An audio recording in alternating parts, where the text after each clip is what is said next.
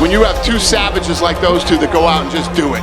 Broken nose, legs all busted up. He's got the fight won, and he's into one of the most dangerous fucking fighters in the business, right? And he says, let's do this.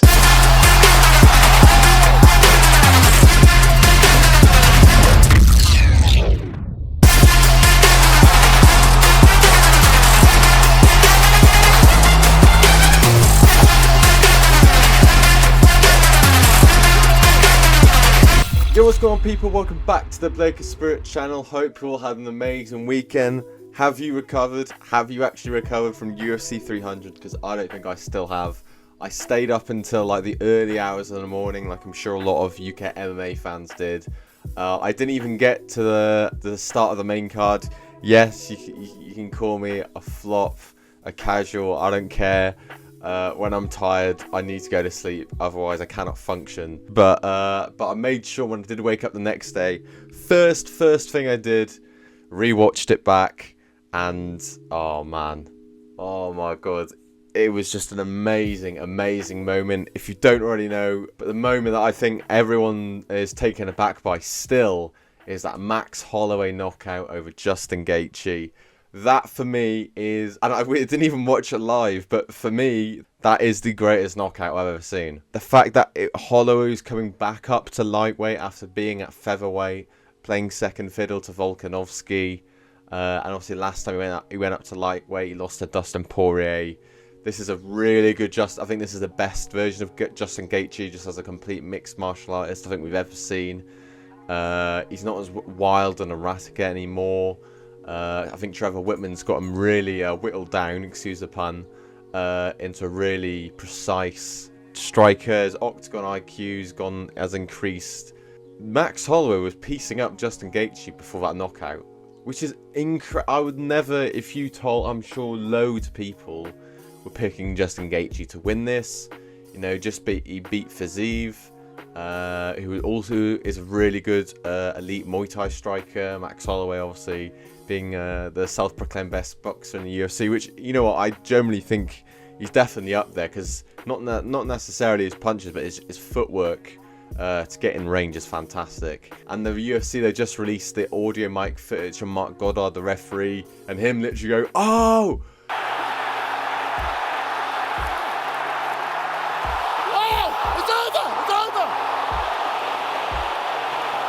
You know, unbelievable."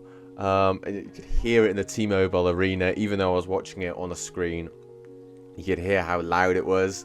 All the different reactions I've seen. Luke Thomas's reaction was brilliant. Fight Disciples, Adam Catterall and Nick Pete's reaction, and they were actually there. That was incredible. Just that switch from people going, "Oh right, yeah, he's actually pointing the ground. They're fucking going. They're gonna swang and bang for the last 10 seconds." And then to see Justin Gaethje get slept like that, everyone goes, "Oh," like that. Oh, it was so good. I wish I was there.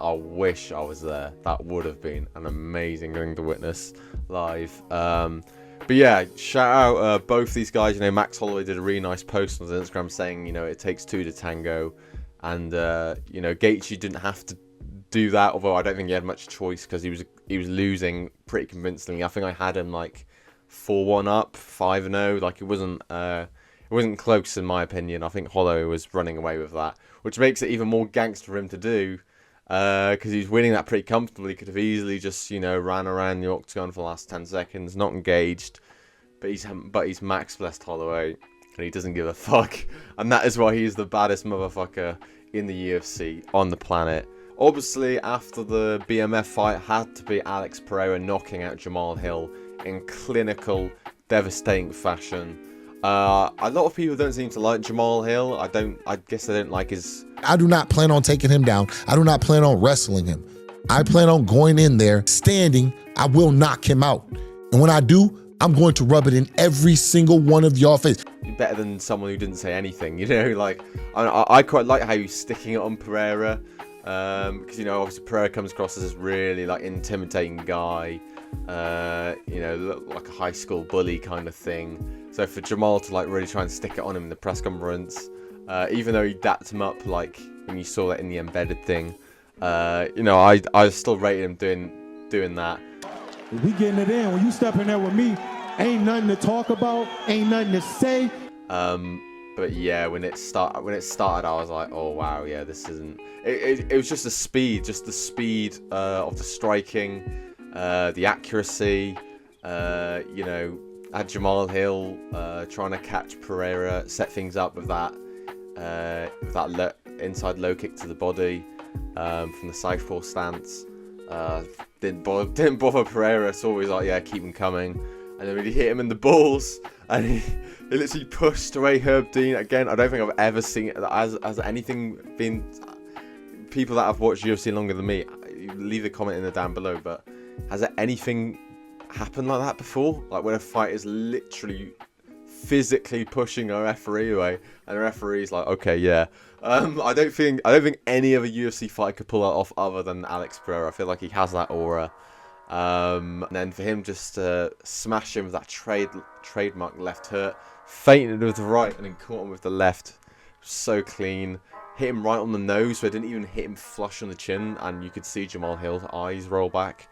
He's got absolutely ridiculous power. Obviously, we knew it was at middleweight, but definitely at light heavyweight as well. Maybe even heavyweight, who knows? There's that really... The UFC are trying to build a fight with him and Aspinall, and they really are. They're really trying. I know Dana White said, oh, you know, I want to keep him at 205, you know, have a couple of more fights there, but the light heavyweight division isn't deep at the moment. You know, Alex Pereira, I think, is a lot better. You know, I actually thought Jamal Hill, out of all the other people, I thought Jamal Hill was the most likely to give him the most trouble, just because I think he's quite well rounded.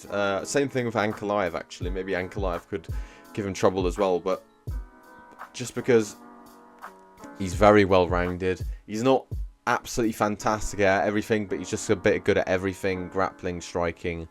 But Pereira's just got that X factor in a kickboxer, man. He's such a good kickboxer. And you know, people saying Pereira Aspinall. I want to see. I know Izzy's focused on that Dricus fight, but I think he beats DDP in my opinion. And once he gets that done, and he regains the middleweight title, move up to 205 again, and do the trilogy against Pereira. Don't bring him back down to 185 because we know he's drained as fuck down there. There's no point. That's not the best version of him. Let Izzy go up to 205 once again. Last time, obviously, lost to Jan Blachowicz. And that was more so the grappling that kind of did him there. Obviously, this won't happen because Pereira is just a kickboxer, so you won't have to worry about that as much. They've got, for me, that would be an absolutely massive fight. They've got to finish that trilogy, and I think Pereira really wants it as well. I think Izzy's a bit more focused on DDP right now because I think he knows he can get him. But yeah, after that, that's got to be the fight, man. That's got to be a fight for Pereira. A couple of other fights I want to briefly talk about on the whole card. Bobby Green, Jim Miller. That was a really fun. I did watch that live. That was like the second or third fight of the night. That was a really, really fun fight. I love Bobby Green's style.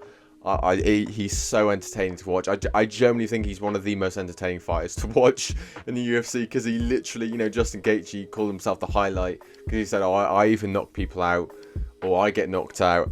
I think it rings more true to Bobby Green because that guy, the way he just stands right in front of you, oh my, it's madness, but it's so fun to watch. Him versus Paddy Pimblett they're doing a Manchester card this year. That would be fucking insane. I actually think Paddy would have a chance just because Bobby Green the way he defends is just with just head movement and everything, and the way he ducks under, it's just mad. Also, Yuri Prochazka versus Alexander Rakic, the other fight in the light heavyweight division on night. I really thought after the first round, I thought, oh my god, Rakic Prochazka's eating way too many shots. He ate this really nasty elbow from Rakic, but that didn't seem to bother him, and he ended up he just overwhelmed Rakic. You know, Rakic's been out for a long time, so for him to come back against someone like Prochazka, that was always going to be a tough ask for him. If you watch their fight back, Prochazka was giving him some serious troubles before he got knocked out, just because I think he's just so weird. It's like his style. It's Pereira, obviously, who's like this really elite, well-drilled kickboxer, kind of just shook him a little bit to begin with. There were so many. Bo Nickel against Cody Brundage. That was just a pretty standard win for Bo Nickel, really. Nothing much more to go into apart from Hamza Chimaev tweeting saying that was shit wrestling. Him versus Hamza, you know, I'm all for that. Obviously, Hamza's got Whitaker in Saudi Arabia coming up. But yeah, I'm all for that. But Bo Nickel definitely needs an upgrade now, an opponent. I think he's like 6-0 now, 7-0 in MMA. So yeah, for sure needs a bit of an upgrade now in his opponents.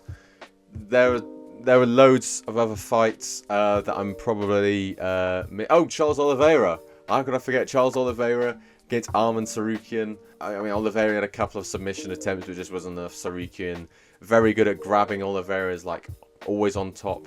That was a terrible breakdown. But Oliveira, you know, trying to do that thing where he doesn't give you any space when you're on top, so you don't do any ground and pound. But that just wasn't enough when Sarukian was on top. He's really, really, really strong in grappling. I think him versus the winner of Makayev Poirier, that could become that. I'm sure that'll be the next fight for him. It'll be a title shot. And yeah, I think there's loads more I probably missed out. I apologise. This thing was just so damn big. I would be literally here for like hours just talking about each fight. So yeah, those are the ones that stood out to me. Let me know in the comments down below. Other than Max Holloway, because I know everyone, he got performance of the night, he got knockout of the night, whatever. But other than him, who was your UFC 300 performance of the night, knockout of the night? Who do you want to see Pereira in against next? Do you think he should move up to heavyweight against Aspinall? Who do you think Max Holloway should fight next? Do you think he should stay up at 155? You could show he can deal with the hardest hitter in that division, in my opinion, in Gaethje. Maybe he can wait for the winner of Makayev and Poirier, or fight like an eliminator against Sarukian, or go back down to 145, find Topuria. That would be a fucking massive fight. Do that in the Bernabeu UFC. You have to do that.